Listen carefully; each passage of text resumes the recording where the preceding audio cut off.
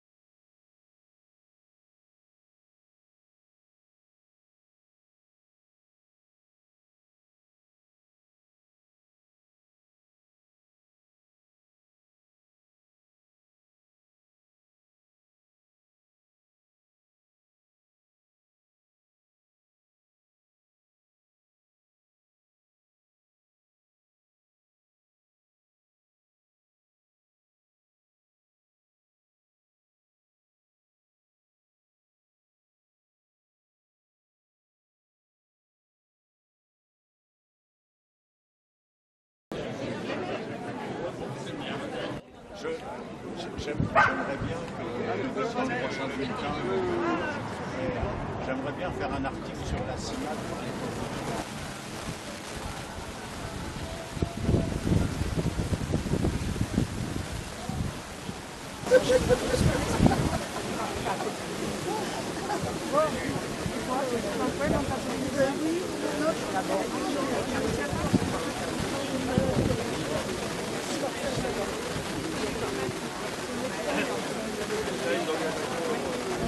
Le rassemblement, effectivement, il y a déjà eu un rassemblement la semaine dernière, mais je pense qu'il est important de continuer à dénoncer, à lutter, et c'est pour ça qu'on est là ce matin, contre cette loi immigration. Alors effectivement, c'est un rassemblement où il y a des prises de parole. Je vais donner la parole à Madame Marlin qui va nous expliquer comment ça s'organise, sachant que en premier, on fera parler les associations, si elles le souhaitent. Elle nous dira un petit texte d'abord qui nous rappelle un peu, si on en avait besoin, mais je pense que c'est toujours bien de le rappeler, pourquoi on est là ce matin. Et puis ensuite, il y aura des prises de parole. Donc les associations en premier, les syndicats en deux, et puis les partis politiques en trois. Bien sûr, ceux qui veulent prendre la parole, hein. Il n'y a pas obligation à ce que tout le monde prenne la parole. Et puis les choses qui ont été dites, je pense, essayer de faire le plus court possible. Merci à vous en tout cas.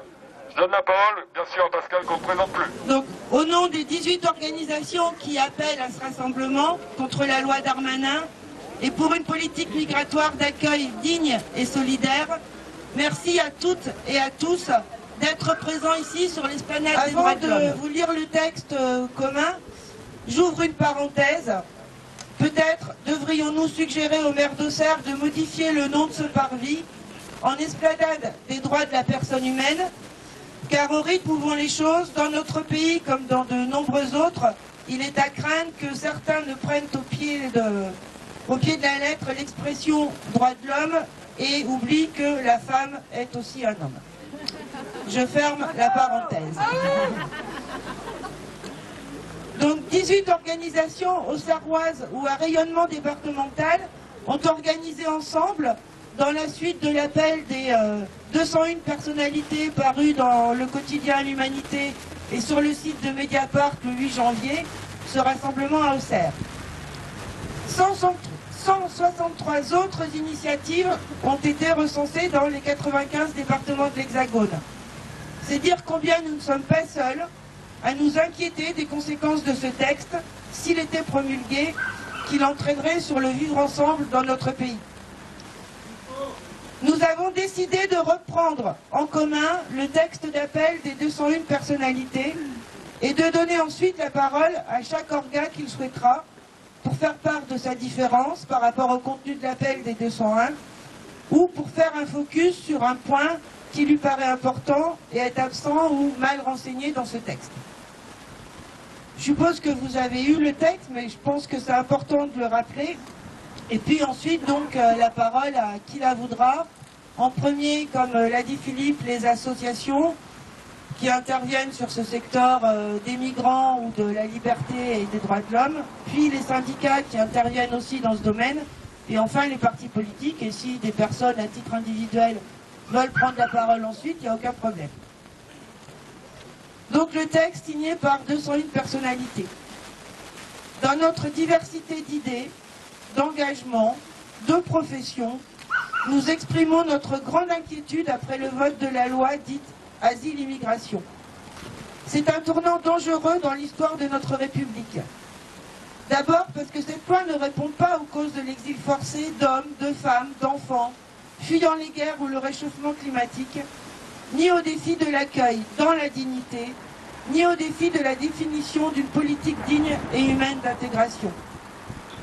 Ensuite, parce que cette loi a été rédigée sous la dictée des marchands de haine, qui rêvent d'imposer à la France leur projet de préférence nationale. Elle torpille les piliers porteurs de notre pacte républicain, hérité du Conseil national de la résistance.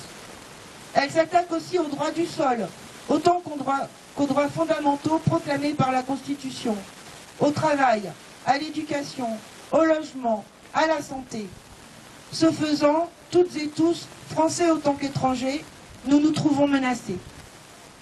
Victor Hugo écrivait « Étouffez toutes les haines, éloignez tous les ressentiments, soyez unis, vous serez invincibles. » Soucieux de rassemblement et de solidarité, plutôt que des divisions sans fin de notre société, nous demandons au président de la République de ne pas promulguer cette loi.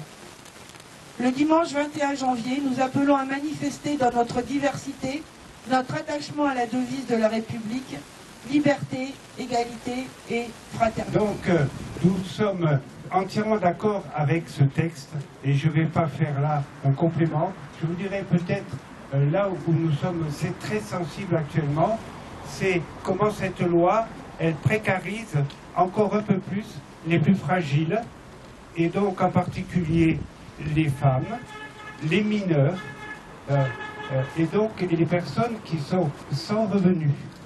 On augmente les taxes, etc. On augmente la difficulté d'intégrer le parler français et le lire français. C'est-à-dire que la règle actuellement, elle est déjà, la loi, elle est déjà très compliquée. Je suis sûr que vous n'en comprendriez pas le tiers si vous le lisez rapidement. Donc, et je pense que globalement, on a une certaine culture. Alors imaginez des personnes qui vivent dans un autre État, qui vivent avec une autre langue maternelle et qui doivent lire des textes incompréhensibles pour eux. Et donc, c'est tout simplement ça que je veux dire aujourd'hui.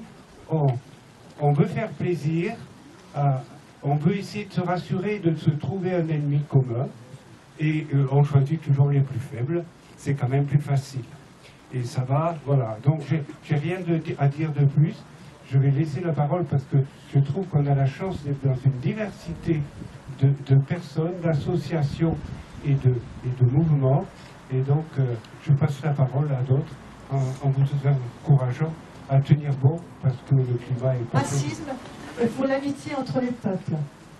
Je voudrais, pour commencer, saluer le travail de titans accompli discrètement par des collectifs, réseaux, associations qui inlassablement, depuis la loi fondatrice de la répression envers les migrants, c'est-à-dire la loi Pasqua de 1994, sont aux côtés des exilés et dans leur lutte.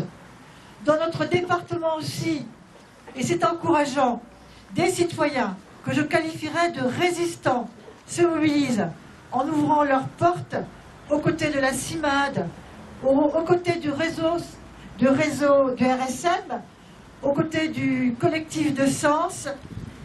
Mieux que personne, ils connaissent la manière dont sont traités les exilés aujourd'hui.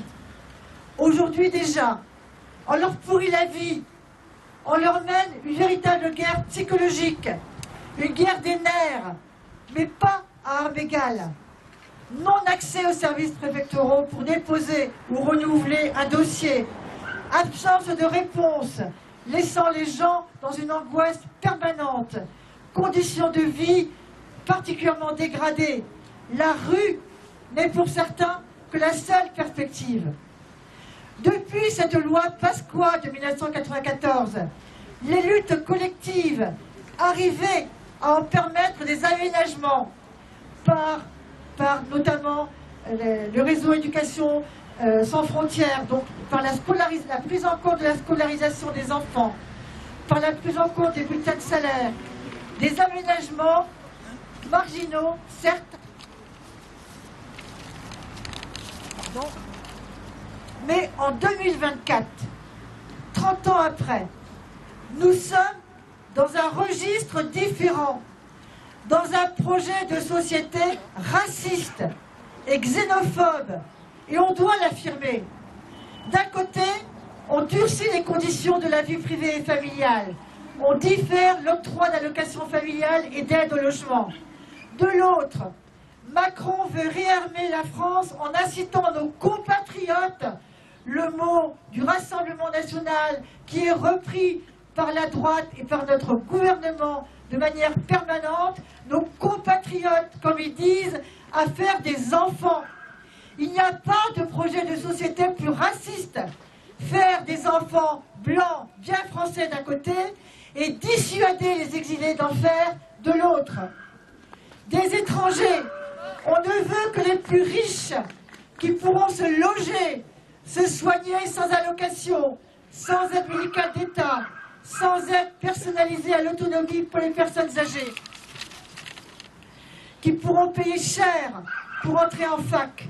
Des étrangers, on ne veut que les plus cultivés qui réussiront les tests obligatoires pour la carte de résident ou de naturalisation. Des réfugiés, on ne veut que ceux qui nous ressemblent, car quand même, il y a les accords de Genève. On accueille les Ukrainiens, mais pas les Noirs ou les Arabes. Des étrangers, pour les moins riches et cultivés, on ne veut que leur force de travail, qui correspondait encore plus strictement à nos besoins de main-d'œuvre avant d'être jetés comme une orange dont on a pressé le jus. Aujourd'hui, c'est l'hypocrisie la plus totale par rapport aux travaux des Jeux Olympiques. Nous avons dans ce domaine rien à envier à ce qui s'est passé au Qatar. Jour après jour, nous assistons impuissants à la fabrique du bouc émissaire. Le juif d'hier devient le migrant musulman, climat largement entretenu par les médias à la sauce Bolloré qu'affectionne particulièrement un de nos députés. L'extrême droite ment et surfe sur la peur, surtout dans nos campagnes, en désignant les migrants comme étant la source d'insécurité. La droite et le gouvernement surfent sur les idées d'extrême droite. Nous en avons la preuve par la loi. Mais nous n'avons pas dit notre dernier mot. Le chacun pour soi sera forcément révolu tant qu'il est évident que notre avenir ne peut être qu'en commun.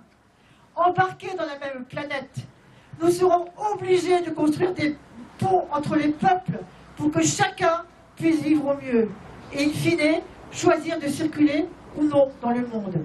Et c'est un chantier autrement plus enthousiasmant que celui de la haine. J'ai fini. Attendez. Alors, ce chantier dans Lyon doit faire que notre force d'indignation détruise, pierre après pierre, les murs de la haine et de l'indifférence et construise les ponts pour les échanges, la solidarité, élargissent nos regards et nos réflexions. Nous serons ensemble ou nous ne serons pas. De RSM 89, nous sommes accablés par la loi immigration Darmanin. On voudrait nous faire croire que les conditions d'accueil sont actuellement trop favorables. Nous qui sommes au contact de ces migrants, nous connaissons la difficulté qu'ils ont d'obtenir actuellement un titre de séjour quand ils font des études, quand ils travaillent, qu'ils ont comme difficulté de trouver un emploi alors qu'ils sont censés ne pas travailler, mais qu'il leur faut pourtant acquérir des fers Dieu paye pour avoir la chance d'obtenir une carte de séjour. Et que dans le meilleur des cas, la préfecture leur octroie d'abord un récépissé qui ne leur permet pas de passer le permis de conduire, qui ne leur permet pas de toucher une quelconque allocation familiale. Et l'on voudrait nous faire croire que beaucoup d'argent public va à cette population migrante. C'est faux. Et ce n'est pas tout. des mineurs non accompagnés, les MNA, qui doivent être pris en charge par le conseil départemental, et là je parle du le conseil départemental de Lyon, quand ils sont reconnus comme mineurs, sont placés actuellement sur liste d'attente et peuvent être à la rue, car le département n'aurait pas les moyens humains de leur offrir un hébergement, un encadrement humain. Et là, on a un exemple très actuel. Sita, 16 ans, vient de Côte d'Ivoire. Il faut mettre mon micro plus près de votre menton. Sita, 16 ans, vient de Côte d'Ivoire. Elle vient d'accoucher à l'hôpital d'Auxerre. Sa petite fille a 15 jours. Depuis sa sortie de maternité, Sita a dormi à l'hôtel, au chaud, mais dans une chambre très exiguë. Elle ne peut pas baigner son bébé, il n'y a qu'un lavabo. Le conseil départemental a payé. Ce vendredi, fini l'hébergement. À bout de souffle, les dispositifs protecteurs de l'État et du département décident les uns après les autres de ne plus aider les sans-papiers, parce qu'en France, quand on est sans-papiers, c'est souvent pour très longtemps. Alors quoi, après vendredi? La rue? Les tétés sous la neige? Les squats pour premier lieu d'éveil? Est-ce qu'à 2 semaines, on peut vraiment dormir dehors quand il gèle? À peine née, la petite fille de Sita est déjà pauvre. Elle est déjà en danger. Ce n'est pas une fatalité, mais le résultat concret, trop concret, d'une politique migratoire aussi inhumaine, inefficace et hypocrite. La loi Darmanin promet d'organiser encore davantage cette exclusion. Est-ce que les appels de l'abbé Pierre, les morts de la rue chaque hiver, les tentes qui fleurissent, ce n'est pas suffisant? Il n'est pas trop tard. Nous appelons l'État et le conseil départemental à financer cet accueil dès ce week-end parce que nous refusons de nous taire devant la mise à la rue d'une jeune mère et de son bébé. Nous demandons à construire une politique d'hébergement et d'accueil d'urgence de Lyon sur un seul critère, la vulnérabilité.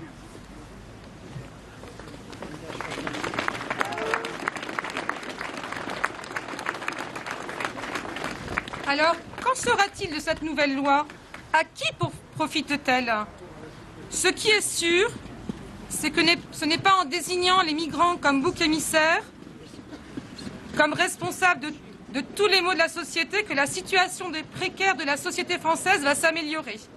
Cela va juste profiter à des élus politiques qui souhaitent fracturer un peu plus la population française et qui espèrent séduire de potentiels électeurs à moindre frais. C'est sûr que cela coûte moins cher à l'État de promulguer ce genre de loi que de se préoccuper d'améliorer la vie du plus grand nombre en restaurant des services publics de qualité, par exemple, ou en prenant le problème à sa racine. Pourquoi tant de personnes quittent-elles leur pays? Bien souvent, nous sommes le cœur du problème. Nous, société accidentale, qui pillons les richesses de ces pays, qui installons des dictateurs, qui par notre surconsommation sommes acteurs du dérèglement climatique. Et surtout, cette loi n'empêchera jamais les migrants de quitter leur pays au péril de leur vie. La Fédération nationale de la libre pensée est présente aujourd'hui à vos côtés pour exiger le retrait de la loi Darmanin. Cette loi est raciste, réactionnaire, xénophobe et d'extrême droite.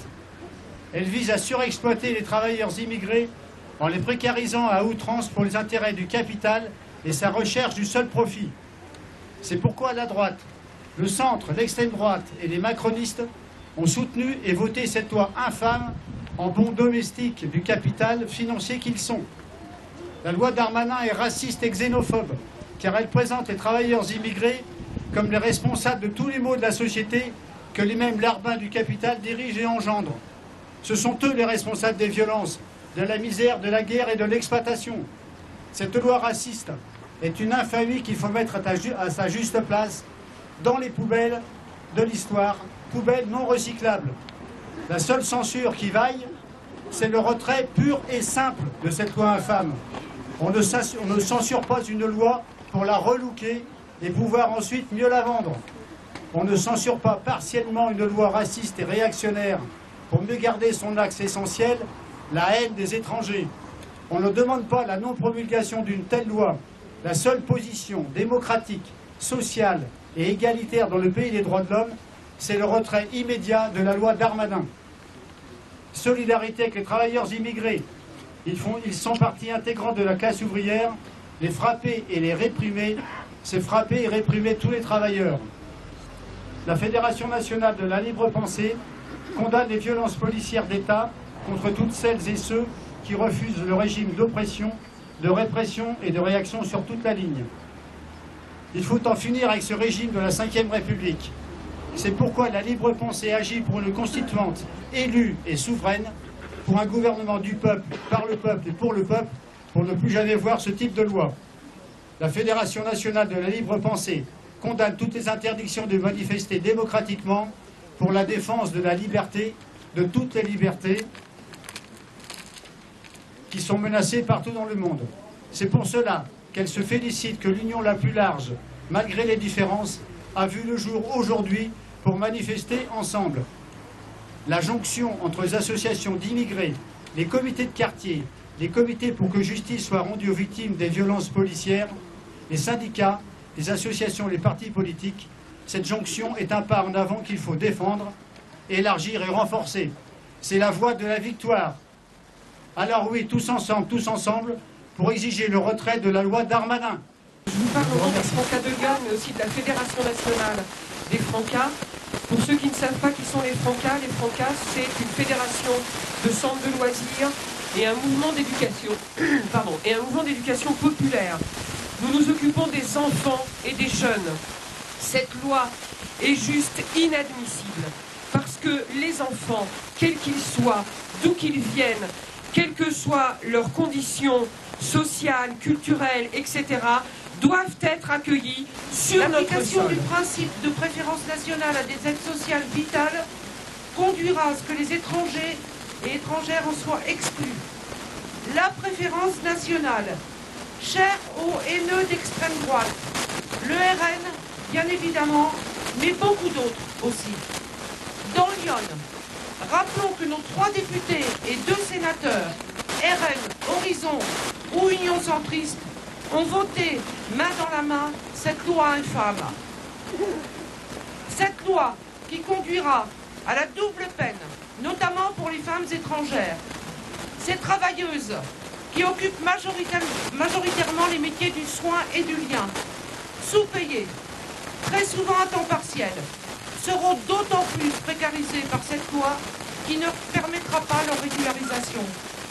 Les femmes étrangères en situation monoparentale seront davantage fragilisées par la suppression des droits sociaux et celle à l'accès au centre d'hébergement d'urgence universel. Les jeunes filles et femmes migrantes sont encore plus mises en danger par cette loi, surexposées aux violences sexistes et sexuelles et victimes de réseaux de traite humaine et de prostitution. Elles seront d'autant plus des proies faciles. Elle conduira, cette loi, à l'exclusion des personnes visées par une obligation de quitter le territoire et du droit d'hébergement. Cette loi conduira à l'exclusion des personnes visées... Non, excusez-moi, j'ai déjà dit. Cette loi conduira à l'arbitraire envers les étrangers et étrangères et leur insécurité juridique seront renforcées. Elle conduira également à la remise en cause du droit du sol, à l'acquisition de la nationalité française ne sera plus automatique pour les enfants nés en France, mais dont les parents sont étrangers. Contrairement à ce que dit le gouvernement, cette loi ne facilitera en rien la régularisation par le travail. En effet, l'arbitraire des préfets sera renforcé sans aucune garantie pour les travailleuses et travailleurs. Nous notons d'ailleurs que les 500 travailleurs sans papier qui, grâce à leur grève lancée il y a plusieurs mois par la CGT, ont contraint leurs employeurs à leur donner toutes les preuves de leur travail. Mais ils ne sont toujours pas régularisés. La CGT exige donc la régularisation de toute travailleuse et tout travailleur sans papier sur simple preuve de travail. Il s'agit d'une mesure de justice, mais aussi d'un moyen indispensable pour lutter contre le dumping social. Rien de tel pour le patronat que d'avoir une main-d'œuvre sans papier, corvéable à merci, obligée d'accepter des conditions de travail indignes. Les régulariser, c'est leur permettre de faire respecter leurs droits, de gagner des augmentations de salaire, et c'est ainsi empêcher le patronat de tirer tous nos droits vers le bas. Fondé sur l'amalgame mensonger, immigration égale insécurité, les mesures votées sont extrêmement dangereuses. Non seulement pour les personnes étrangères présentes sur le territoire français, mais également pour la société en elle-même. En ce que ce projet s'attaque aux principes fondamentaux des droits de l'homme, fondateurs de notre système. Cette loi et les débats qui l'entourent depuis 6 mois sont d'une grande violence pour toutes celles et ceux qui sont étrangers ou d'origine étrangère. Elle repose sur un énorme mensonge. Non, l'immigration n'est pas responsable de l'insécurité. Au contraire, l'immigration est une richesse pour notre pays. Chaque année, les travailleurs et travailleuses étrangers et étrangères font rentrer 60 milliards de cotisations sociales et d'impôts. En Île-de-France, 20% des emplois sont occupés par des étrangers. 20% des thèses qui sont soutenues dans les universités le sont par des étrangers. Sans travailleuses et travailleurs étrangers, il manquera de nombreux médecins dans nos hôpitaux, des aides à domicile, des cuistots, des livreurs et des maçons, par exemple. Les premières lignes encensées pendant le Covid, ce sont notamment elles et eux, et on leur explique maintenant qu'il faudrait qu'elles continuent de travailler en baissant la tête, sans vivre avec leur famille et avoir accès aux droits sociaux. C'est tout bonnement scandaleux et honteux. C'est pourquoi d'ores et déjà, la CGT appelle toutes celles et ceux qui ne se reconnaissent pas dans cette France lepénisée à la résistance contre cette loi misérable. Nous sommes signataires de cette loi antidémocratique, anti-liberté, anti-humanité, anti-fraternité. Je ne vous souhaite pas, mais le combat n'est pas fini. L'histoire, il répète, mais différemment. Ne laissez pas faire le fasciste, il va prendre le pouvoir. C'est notre rôle, syndical, social. Vous le faites de super travail. Vous méritez votre engagement. Mais nous sommes encore de boulot. Sauf, vous êtes tous convaincus. Nous sommes aussi convaincus. Nous ne laissons pas faire syndicalement. Pour le salarié, pour le travailleur étranger. Je suis étranger. Oui. Mais je suis là. Cette fraternité, cette démocratie, les droits de l'homme, la place qu'il parle. Donc, ça respect de tous les travailleurs étrangers qui se méritent une société démocratique. Il ne vient pas pour rien. Mais pour la convaincre, autour de notre voisin, autour de notre collègue, autour de notre camarade, autour de la société, éducation nationale, qui font de super travail. Mais, seule chose, ne laissez pas faire. Vous pouvez compter sur nous syndicalement. Tous les signataires au niveau syndical, bon, il y en a qui n'ont pas signé, mais tous les, voilà, mais ils sont là quand même. Donc, merci à vous et bonne année de combat. Bon, très vite, puisque beaucoup de choses ont été dites, et puis je sais que les gens présents ont bien conscience du danger. En tout cas, le sentiment, je pense, qui nous habite, et qui habite aussi les camarades qui sont à Vallon en ce moment, à Sens et partout en France, il y en a deux, à mon avis, c'est la colère et la honte.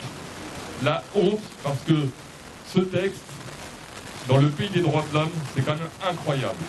Donc on a honte, tous aujourd'hui, et c'est bien de pouvoir le dire et de diffuser ce message, parce que il faut faire prendre conscience à la population, pour l'instant, des dangers de ce texte. Et ce que représente ce texte par rapport aux fondements et aux valeurs de notre République qu'elle piétine. Et puis j'aimerais rappeler, comme l'a rappelé la camarade de la CGT, que l'immigration, effectivement, elle enrichit la France. Elle a enrichi, elle continue d'enrichir la France. Elle l'a enrichi économiquement, elle l'enrichit culturellement aussi, et elle l'enrichit humainement. C'est pour ça que la FSU, comme les associations qui sont présentes ici, je remercie, les partis politiques et les syndicats signataires, mais les autres aussi, j'imagine, demandent le retrait pur et simple de la loi Darmanin. Nous en sommes arrivés là. C'est une vraie question que moi je me pose et j'entends des camarades militants syndicaux, politiques ou associatifs me faire part ou lire dans Mediapart que certains ont été attaqués par des gens d'extrême droite sur les marchés quand ils vendent leur presse ou distribuent leurs tracts. Et moi je me dis, on fait ce rassemblement ici à la gare d'Auxerre, pourquoi n'allons-nous pas dans les quartiers notamment populaires, aller à la rencontre des personnes qui sont entre autres aussi issues de l'immigration, comme moi je le suis. J'ai une carte d'identité française, mais je me sens ici exilée, n'est-ce pas? Je me sens aussi touchée que les personnes qui font l'objet de ces discriminations, qui sont sans papier, etc., je me sens aussi touchée qu'eux. Et ma carte d'identité demain ne vaudra plus grand-chose. Je vous rappelle que pendant le gouvernement de Vichy, les Juifs ont subi la déchéance de la nationalité.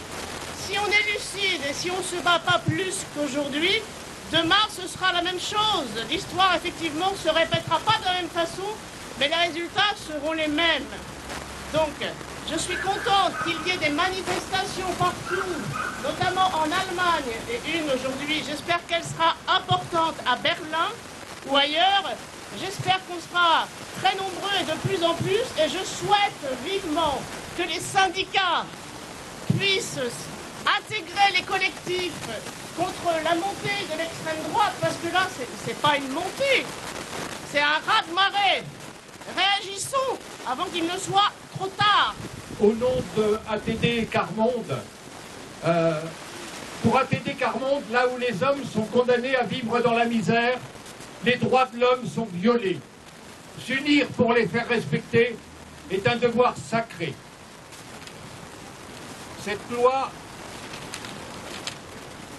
Avec cette loi xénophobe, notre pays se trouve affaibli dans ses valeurs humanistes et va précariser encore plus les plus vulnérables.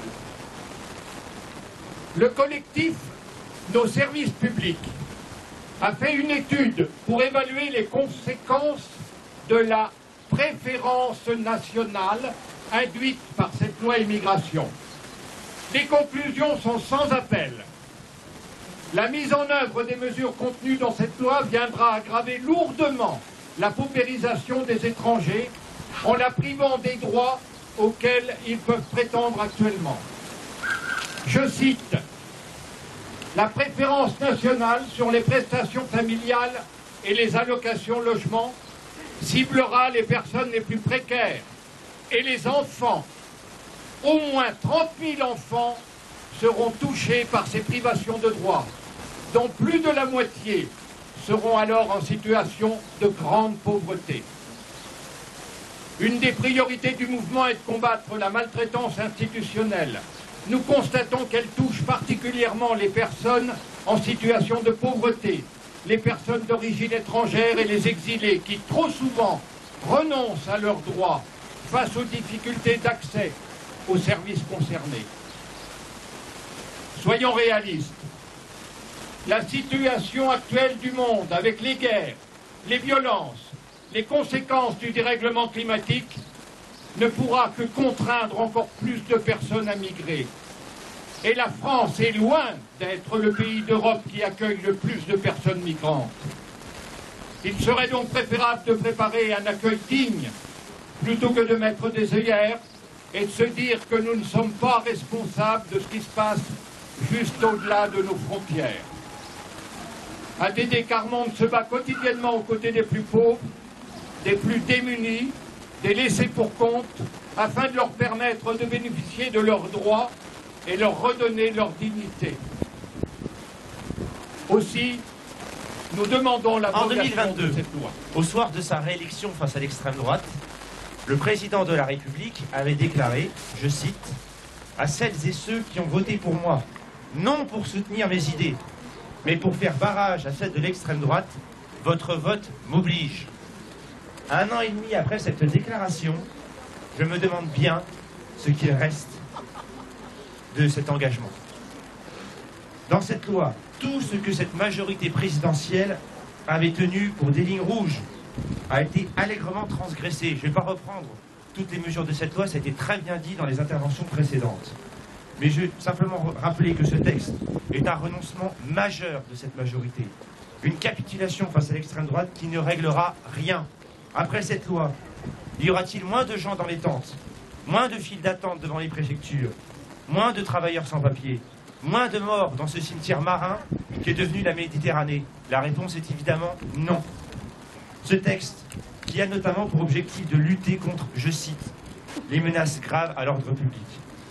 Eh bien, la majorité présidentielle et le président devraient méditer cette phrase d'Albert Camus.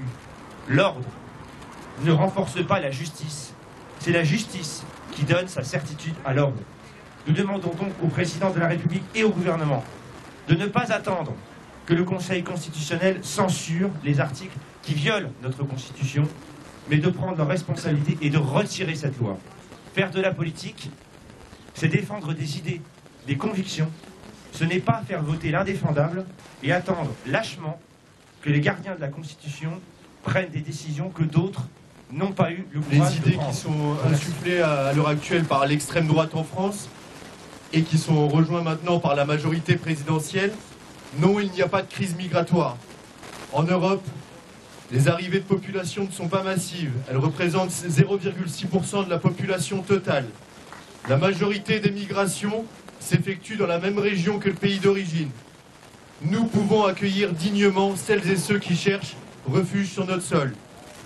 Par contre, les pays les plus riches ont souvent la responsabilité des migrations forcées, multiplication des implications dans les conflits armés, destruction des économies locales, mondialisation, réchauffement climatique.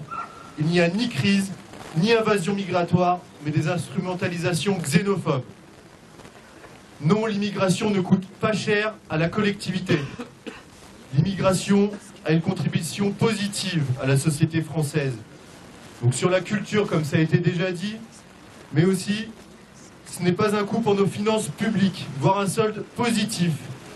Cette contribution nette aux finances publiques sur 30 ans a été en moyenne 4 fois meilleure que celle des ménages non immigrés. Cela s'explique par un âge de cette population qui est en moyenne plus actif et qui contribue de manière plus grande à la protection sociale et à notre système de retraite. En revanche, les politiques répressives de l'immigration, d'enfermement et d'expulsion sont, elles, très coûteuses. En 2024, une augmentation de 53% du budget, ce qui atteindrait 261 millions. Ce chiffre n'est que la face émergée du véritable coût des politiques anti-immigration. Augmenter les obligations de quitter les territoires, les OQTF, ne sert à rien.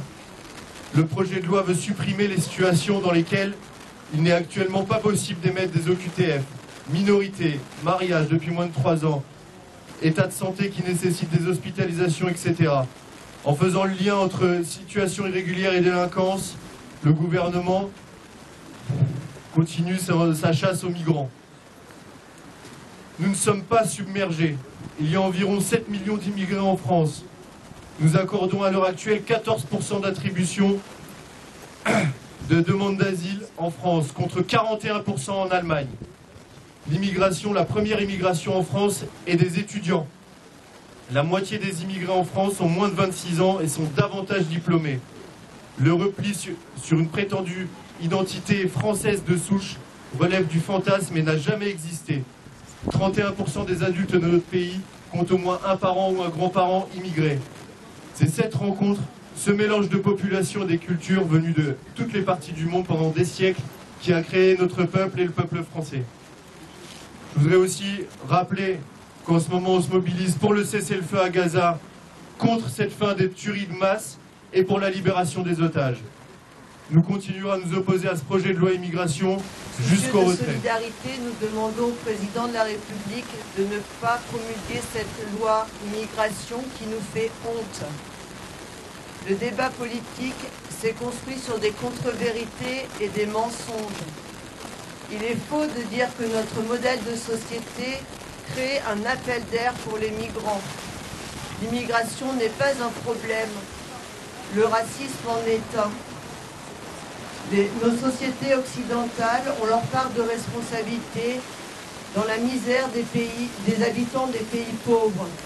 Plutôt que de fermer les frontières, durcir les conditions de vie déjà difficiles des exilés sur notre territoire, nos États riches doivent mener des politiques de développement afin que les gens ne soient pas obligés de migrer. Je vais faire référence à un chercheur, à la science, François Gémen, directeur de l'Observatoire Hugo dédié aux migrations environnementales à l'Université de Liège en Belgique. Il explique « Nous restons persuadés que si nous ouvrons les frontières, ça va être un appel d'air, un chaos. La recherche montre au contraire que les migrations ne fonctionnent pas ainsi. Elles dépendent du dynamisme des marchés de l'emploi et des possibilités d'insertion. Inversement, fermer les frontières ne dissuade pas celui qui a pris la décision extrêmement lourde de partir. Cela ne fait que compliquer les conditions de migration, les rendre plus dangereuses. La migration obéit avant tout à des raisons extérieures à la politique des frontières. La sécurité, les droits, les conditions économiques et environnementales de vie dans ces pays. Une politique migratoire adaptée serait celle qui permettrait à chacun de résider là où il le souhaite. François Gémen plaide pour l'ouverture des frontières, la libre circulation des personnes. Il nous faut mener cette bataille culturelle contre la peur de l'étranger, le rejet, le repli sur soi, contre l'extrême droite, pour une humanité qui partage ses richesses, pour une société de solidarité. Je me permets de vous rappeler que le Conseil constitutionnel décidera de ce qu'il en est de cette loi le 25 janvier. Le collectif Marche des Solidarités appelle donc, pour ceux qui le souhaitent, investir les manifestations qu'il y aura ce jour-là au niveau syndical pour ramener cette thématique dedans parce que c'est une thématique qui concerne tous les travailleurs. Et ils appellent aussi à une mobilisation pour le samedi 3 février. Donc je vous invite à surveiller les réseaux pour savoir ce qui sera organisé sur Auxerre dans ces dates-là. Voilà. Le micro est libre s'il y en a qui souhaitent s'exprimer. Alors n'hésitez pas. Merci.